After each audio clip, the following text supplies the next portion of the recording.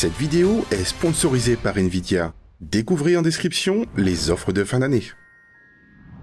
Donc on va parler verdissement des outils numériques pour l'animation. Ce n'est pas la première fois et probablement pas la dernière, en constatant que ces enjeux liés à la décarbonation sont importants et pris en compte par la filière et qu'on a besoin d'avoir des éclairages de différentes sources. Voilà, pardon. Donc toi, tu es Research Scientist chez Adobe et tu travailles avec Elie Michel, qui était venu nous présenter lors de la précédente édition déjà un travail sur les enjeux de décarbonation que vous étiez en train de mener. Voilà, là tu viens de nous parler de l'impact environnemental de l'informatique graphique et surtout, parce que je pense que c'est ça aussi qui va intéresser, les moyens à mettre en œuvre pour le réduire. Oui, tout à fait. C'est tout à fait ça. Ok, tant mieux. Je vais essayer. Écoute, je te laisse la parole. Merci. Merci beaucoup pour l'invitation. Je tiens à le préciser tout de suite, comme ça c'est fait. Donc aujourd'hui, on va essayer de discuter, je vais essayer de discuter d'informatique graphique, d'impact environnemental et aussi de l'utilisation des cartes graphiques en recherche en informatique graphique plus spécifiquement. Donc, première déception, je ne suis pas un expert ou même un professionnel de l'impact environnemental. Je préfère le dire tout de suite. On s'est trompé, Stéphane. Ah, c'est ça. Tout ce que je vais vous présenter, ce sont des choses assez récentes sur lesquelles on est en train de se former avec d'autres membres de l'équipe à laquelle j'appartiens.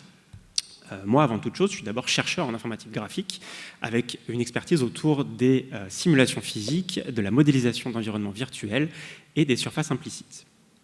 Deuxième déception, je suis bien incapable de résoudre les problèmes de Creative Cloud ou de version de Photoshop.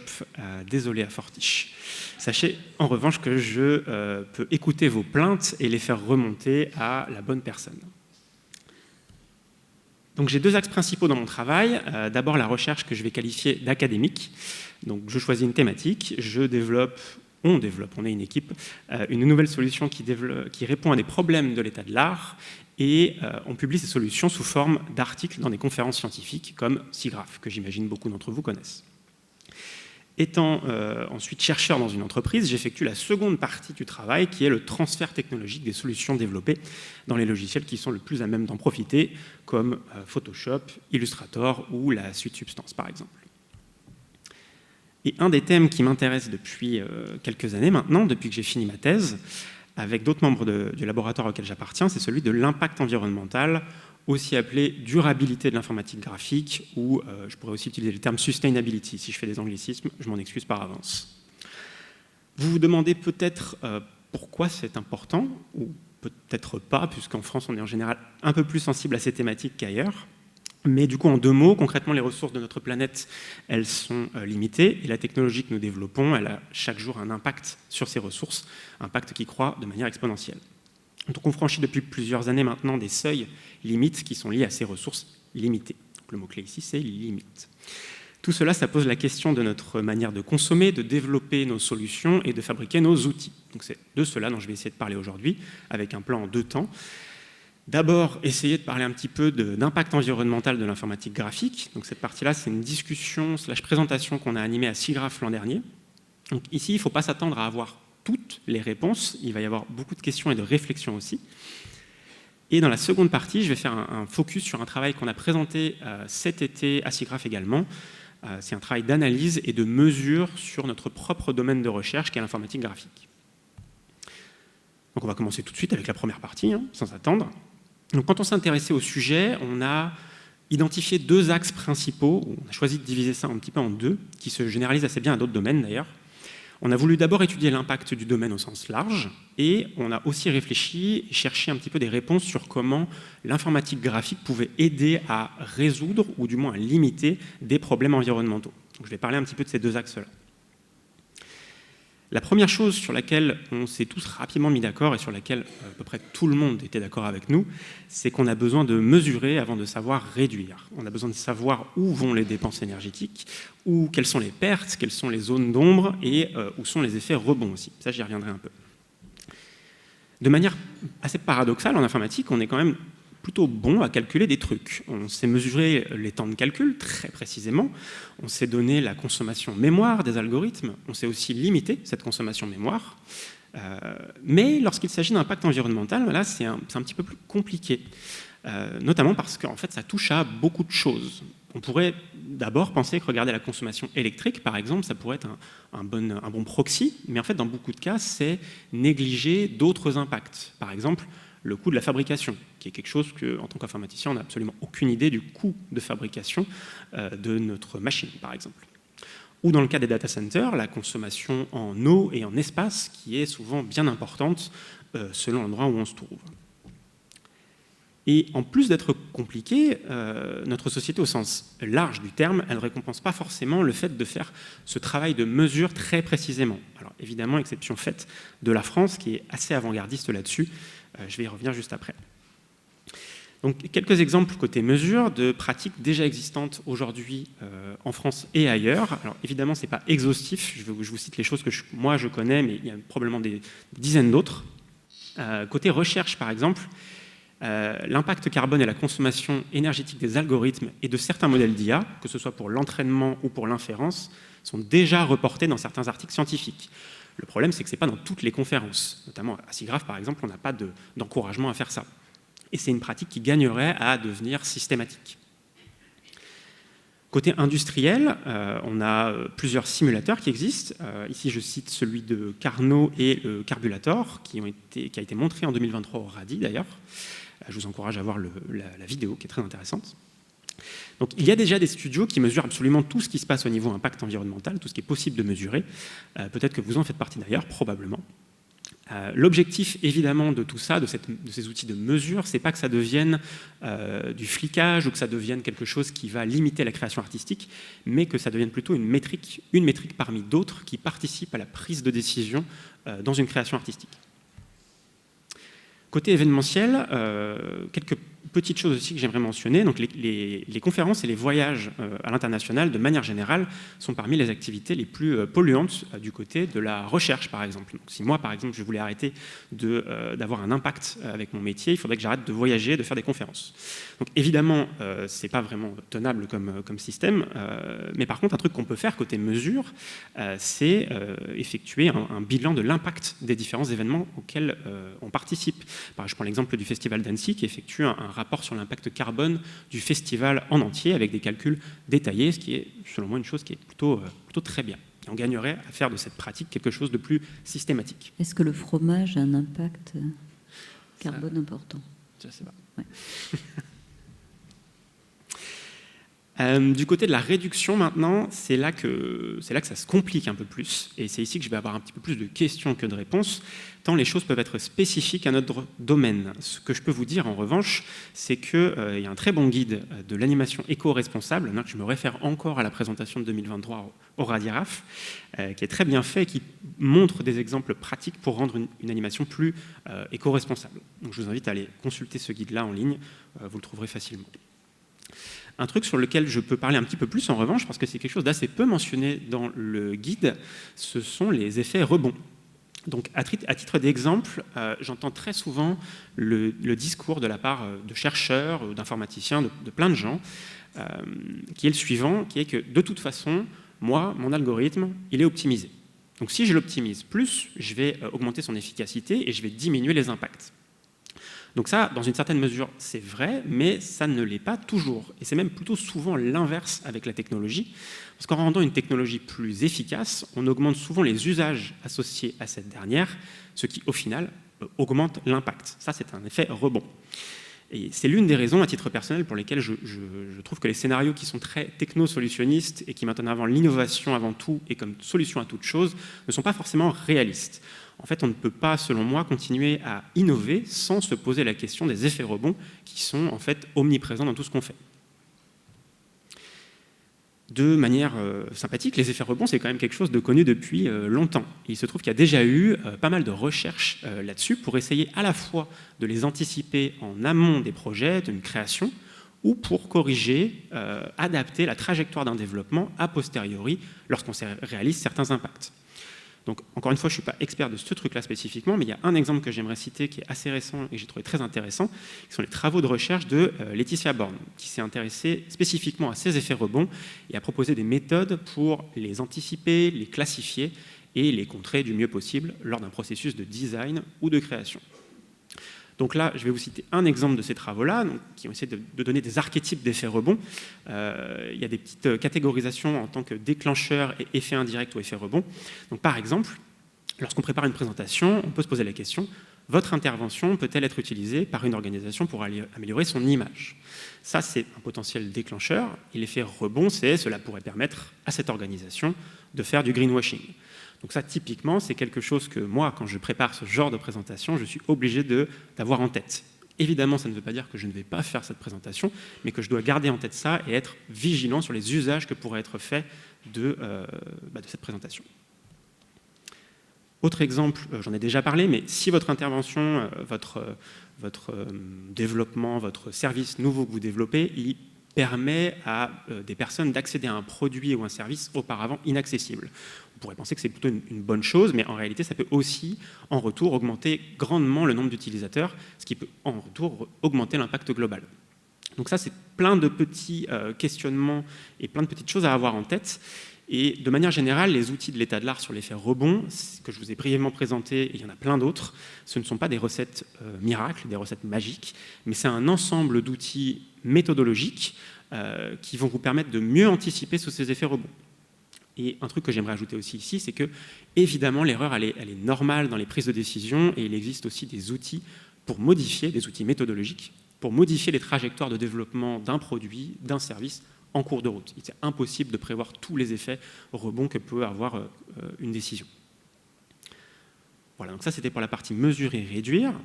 Et maintenant je vais mentionner brièvement un autre axe sur lequel on a commencé à réfléchir, c'est au-delà de réduire nos impacts, est-il possible d'aider à réduire plus globalement? Donc, la question est un petit peu difficile à poser, donc je vais prendre un exemple. En tant que chercheur, moi, en 3D et graphics, quelles connaissances je possède et que je pourrais mettre à profit pour aider sur des thématiques environnementales? Donc ici, on ne cherche plus à réduire nécessairement notre impact, mais à aider à le réduire, à utiliser nos compétences spécifiques à notre domaine pour aider à réduire plus globalement.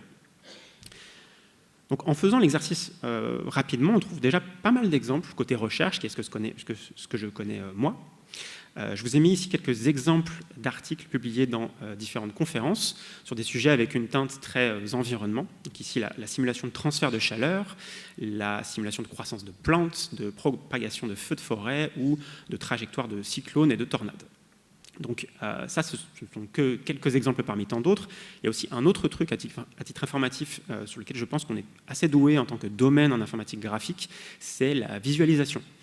En fait, on est assez compétent quand il s'agit de visualiser des données qui sont complexes, avec de la 2D, de la 3D, qui changent dans le temps, qui changent dans l'espace, etc. Et en fait, pouvoir modéliser et visualiser ces données complexes sous la bonne forme, la plus expressive, la plus convaincante, c'est typiquement quelque chose de très intéressant, de très important quand on veut prendre des décisions à plus haut niveau. Donc voilà, ça c'était pour quelques exemples. Je suis sûr qu'on peut en trouver plein d'autres, et surtout certains adaptés au corpus de métiers que vous avez dans la salle, peut-être plus adaptés à cela. Donc n'hésitez pas à venir discuter de tout ça. Si vous avez des idées, ça m'intéresse. C'est pas fini, mais merci. Donc ça, c'était la première partie. On peut souffler 2 minutes et discuter maintenant du second travail auquel j'ai participé cette année sur l'utilisation des cartes graphiques en recherche en informatique graphique. Donc vous n'êtes pas sans savoir, de manière assez évidente, que les avancées en informatique graphique, elles sont très très liées au développement des cartes graphiques. Par exemple, une fois qu'on a pu avoir le support pour programmer ces cartes graphiques à l'aide de shaders, ça a donné un argument de poids pour les utiliser pour dessiner les pixels à l'écran, ce qui n'était pas le cas auparavant. On s'en sert aussi pour concevoir des applications plus génériques, comme par exemple qui impliquent du calcul d'opérations matricielles ou des simulations de particules, etc. Donc tout cela, en retour, ça a accéléré le développement de GPU plus puissants et aussi la conception de pipelines de programmation hardware qui sont spécifiques, comme les ray tracing cores ou les architectures neurales, qui sont vraiment en silicone cette fois. Donc les GPU sont maintenant considérés comme une ressource centrale en recherche, Si bien que moi-même, au premier plan, j'ai pu voir comment ils sont devenus des ressources critiques à gérer à la fois dans les entreprises, mais aussi dans le monde académique. On est souvent confronté à des questions du type « quel GPU je vais acheter cette année ?» ou « de combien de nœuds de calcul, de clusters de calcul je vais avoir besoin pour effectuer mes recherches ?» Ça, c'est des questions très concrètes auxquelles on est confronté tous les jours. Et bien qu'il est tout à fait normal pour les individus et les laboratoires de travailler avec le matériel le plus adapté à leur travail, à leur recherche, dans cette étude-là, on a pris un peu de hauteur et on a considéré une échelle un peu plus large. Donc on va travailler et étudier les tendances à l'échelle de la communauté en informatique graphique, et plus particulièrement celle de SIGGRAPH.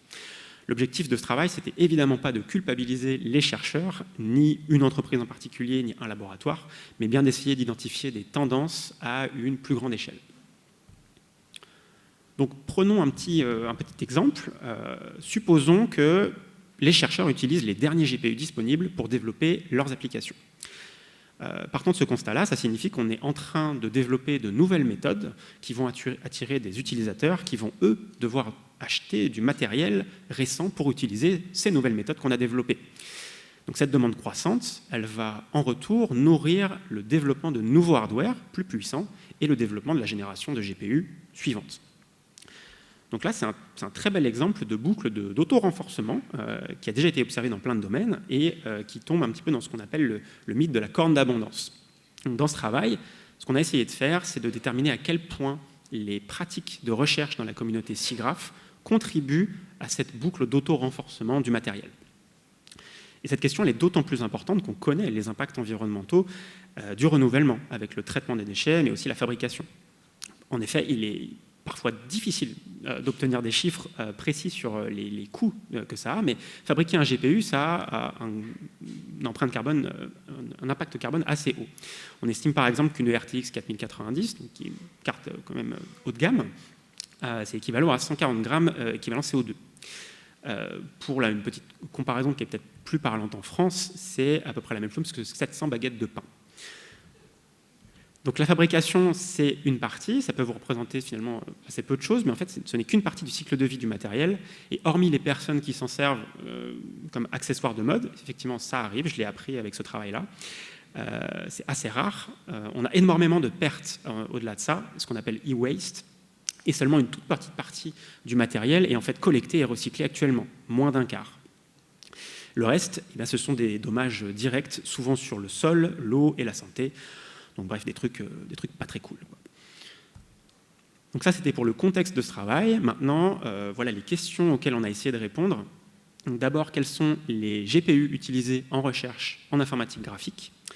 Ensuite, la même question pour la population un peu plus générale. Et enfin, comment sont positionnés ces deux ensembles? Est-ce que les chercheurs utilisent de manière plus consistante des GPU plus haut de gamme que la population plus grand public? Donc pour répondre à tout ça, on a effectué plusieurs analyses sur plusieurs sources de données sur les cartes graphiques.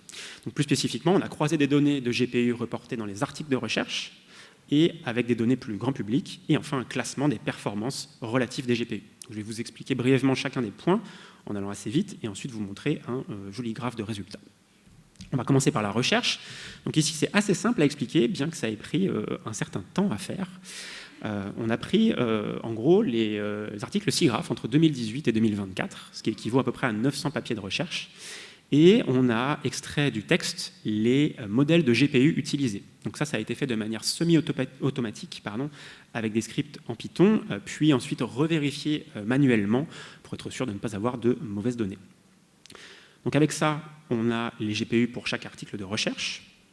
Ensuite, on a essayé de savoir quel matériel, quelle carte graphique les utilisateurs plus lambda possèdent, donc les personnes un peu plus grand public. Ici, on s'est basé sur la Steam Hardware Survey, qui est publiée depuis 2008 et qui indique quel pourcentage de personnes utilisent tel ou tel modèle de carte graphique pour jouer à des jeux sur Steam. Donc ça, c'est notre proxy pour la population générale. Évidemment, ça a ses biais, mais j'y reviendrai juste après. Et enfin, on avait besoin d'une méthode pour comparer tous ces GPU, pour les classer. Parce que je ne sais pas pour vous, mais moi, quand je vois des appellations de titres de GPU, je ne saurais pas forcément dire laquelle est la plus puissante. Donc ici, on s'est basé sur le Blender Open Data Benchmark, qui est en gros un benchmark qui va associer un score à un GPU sur une tâche spécifique de rendu avec Cycles, le moteur de rendu de Blender. Donc à la fin, on obtient un classement relatif de tous les GPU avec un chiffre. Plus le chiffre est important, plus le GPU est puissant. Donc maintenant qu'on a tout ça, le morceau de résistance, on va essayer de combiner et d'analyser, de croiser nos données. Donc on va construire le graphe ensemble. D'abord, pour une année donnée, prenons 2024 par exemple, on va tracer les données d'utilisation des GPU par le grand public et les ordonner par puissance relative. Donc ici, chaque GPU a une couleur unique et on en a labellisé certains pour qu'on puisse plus facilement les repérer. Donc gros biais sur les cartes NVIDIA qui sont évidemment les plus répandus. En gris, vous avez aussi les GPU non identifiés par Steam. Donc là, on n'a pas trop d'informations là-dessus, ça représente une petite part, mais on a quand même des données sur le reste. Ensuite, on va ajouter les petits points blancs, j'espère que... Ouais, ça va, ça a l'air visible. Donc ici, ce sont les GPU reportés dans les articles de recherche. Donc un point est équivalent à un GPU et donc à un article. Ça nous indique déjà, si on prend que 2024, que les GPU des articles sont plutôt vers le haut du panier au niveau des performances. C'est-à-dire qu'on a des GPU en 2024 qui sont globalement plus haut de gamme que la population Steam. On peut maintenant regarder les tendances, comment elles évoluent au fur et à mesure des années. On va prendre la GTX 1060 par exemple, qui était parmi les GPU les plus puissants en 2018, c'est pour ça qu'elle est vers le haut du graphique, avec seulement 10% environ des utilisateurs qui l'avaient à ce moment-là, et 5% de GPU qui étaient classés plus haut que la 1060. Donc au travers du temps, sa performance relative, elle diminue, c'est pour ça que le modèle descend dans le graphique, et on a plus d'utilisateurs qui l'obtiennent, à peu près 60%, plus d'utilisateurs qui ont un meilleur GPU. À peu près 60% en 2024 avaient une meilleure carte que la 1060. Donc là, on a fait à peu près tout. On peut maintenant généraliser à toutes les années. On peut faire ça pour tous les GPU et à placer tous les petits points blancs, donc les GPU des articles de recherche sur chaque année, ce qui nous amène à ce graphe que je trouve, ma foi, plutôt satisfaisant à regarder. Donc on va quand même l'analyser un minimum avec le temps qu'on a pris à le construire quand même. La première chose qu'on peut observer, c'est un biais consistant de la recherche vers les GPU haut de gamme. Donc ça se voit ici par le fait que les points blancs sont toujours ou presque vers le haut du graphique. Et la stat un peu plus quantitative, c'est que 87% des GPU utilisés en recherche sont accessibles à moins de 20% de la population au moment de la publication. Donc là, les 20%, c'est la barre bleue que vous voyez là. Donc on a 87% des points qui sont au-dessus de cette barre bleue. La deuxième observation, c'est que les GPU haut de gamme, ils sont plus répandus dans la population générale après quelques années. La 1060, par exemple, elle était assez rare au début, elle l'est beaucoup moins après 1 ou 2 ans. Et enfin, la dernière observation, c'est que, qui ne transparaît pas nécessairement dans ce graphique-là, mais dans les données brutes, c'est que de plus en plus d'articles utilisent des GPU de clusters de calcul pour, vous l'aurez deviné, des tâches de machine learning. Donc des GPU comme les A100, les A800, etc. Donc évidemment, notre étude, elle a ses limites. Je vais passer assez rapidement dessus, mais je pourrais répondre à des questions si vous en avez, notamment sur nos sources de données qui présentent certains biais. Donc les noms des GPU sont récupérés depuis le texte, ce qui nous donne parfois on n'a pas pu récupérer les données, parfois elles n'étaient pas présentes. Ce n'est pas la source la plus fiable. Notre population, elle est réduite. On utilise les datas de Steam, mais ce qui devrait nous donner en fait un biais qui est plutôt négatif pour notre étude, puisque la population Steam a probablement des GPU plus haut de gamme que la population plus générale. Et enfin, notre classement il se base sur un benchmark qui est très spécifique pour une tâche de rendu, ce qui n'est pas nécessairement la même chose pour le meilleur indicateur de complexité pour toutes les tâches. Enfin, une question un peu plus méta. C'est est-ce qu'on a prouvé quelque chose en fait? Parce que là, on a montré qu'il y avait une corrélation, mais en fait, ce n'est pas une causalité. En revanche, on peut, de manière assez prudente, dire que notre utilisation des GPU en recherche, elle joue probablement un rôle dans ce paradigme d'auto-renforcement de la corne d'abondance. Nos résultats, en tout cas, ils sont cohérents avec ce paradigme. Ça pose la question, du coup, de notre utilisation des GPU en recherche en informatique graphique. Et enfin, la plus importante des questions, c'est est-ce que finalement, on peut arrêter ce cercle de renouvellement intensif ou est-ce qu'on est condamné? Donc ça m'amène à la conclusion globale de cette présentation. Donc, concernant ce cycle de vie des GPU, notre communauté, ça c'est ce qu'on pense et ce qu'on a reporté dans notre présentation à SIGGRAPH, que notre communauté a un rôle à jouer pour casser ce cercle vicieux. Et nous ne pensons pas que cela signifie forcément diminuer l'impact de notre recherche ou ralentir le progrès. Il y a de multiples perspectives de recherche sur des sujets ou même un tout nouveau pan de recherche sur une utilisation plus durable des GPU qui est moins centrée peut-être sur un renouvellement intensif ou le développement de techniques spécifiques pour les dernières technologies. Enfin, ce qu'on a souhaité emphaser avec cette étude aussi, ce sont les perspectives collectives et systémiques. La responsabilité de modifier un champ de recherche ne doit pas tomber sur des chercheurs individuellement.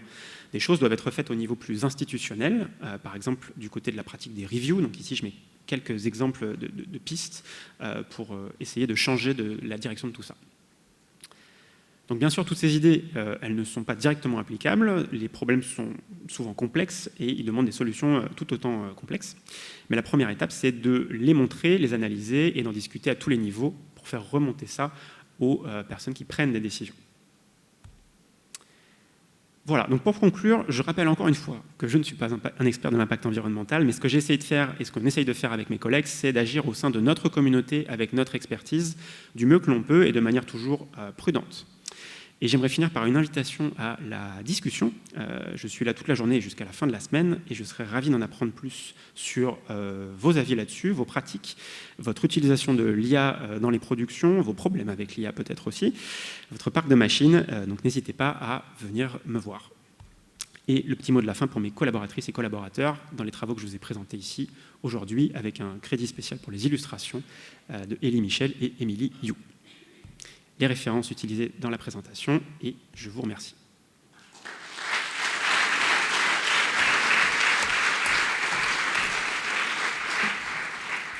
Bravo pour la tenue du temps.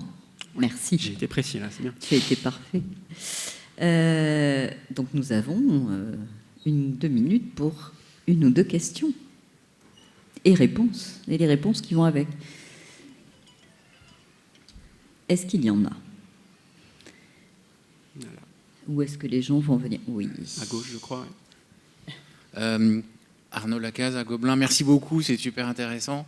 Et ma question est très très concrète. Est-ce que vous pouvez réafficher la dernière slide avec les références ? Merci. Oui, pas de problème. Et si tu nous autorises, on mettra cette présentation de toute façon sur le site, donc vous pourrez Bien retrouver les références. Voilà. C'est l'objectif aussi. Ouais. Merci. Ah, il y a des questions. Voilà. Ouais. Pardon. On ne réalise pas, mais sur scène, on ne voit absolument rien de l'audience. En fait. Non, absolument. Et tu n'as pas vu leur air hyper attentif et tout ça. Bonjour. Mais moi, je le voyais un peu. Bonjour. Je suis Jean-Baptiste du studio Oulala. En fait, j'avais une question pour savoir un peu. Je pensais que vous allez nous parler un peu de dans quelle mesure Adobe intègre dans les développements de ces logiciels une notion d'efficacité par rapport à l'utilisation des GPU notamment. Est-ce que... C'est une très bonne question. J'aimerais avoir des choses très concrètes à vous présenter là-dessus. J'adorerais.